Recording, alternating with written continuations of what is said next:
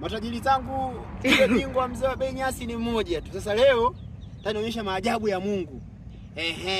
Tunaona binadamu vilema, hawana mkono, hawana miguu, lakini leo na mbuzi ambaye huyu amezaliwa hana mguu, ana mguu mmoja wa mbele huu hapa. Mguu mwingine unatakiwa utokee kwa hapa, lakini maajabu ya Mungu, bingwa mzee wa bei nyasi, nimekutana na mbuzi ambaye ana mguu mmoja jamani. Watu hawajawahi kuona mbuzi mwenye mguu mmoja.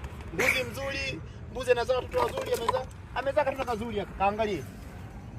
Huyu ndio mtoto wake, mtoto mzuri kabisa na miguu miwili, lakini huyu mama hana miguu miwili jamani. Kama unavyomuona, yani njoo huku cameraman, njoo huku waone. Kama unavyomuona mbuzi ana mguu mmoja tu jamani. Sijui huyu hapa, mguu mwingine utakuwa ikae hapa. Lakini mbuzi huyu ana mguu mmoja. Yule bingwa mzee wa bei nyasi ni mmoja Tanzania. Didi Mayuthi, mtoto mdogo, mbuzi nyingi mjini. Asanteni sana.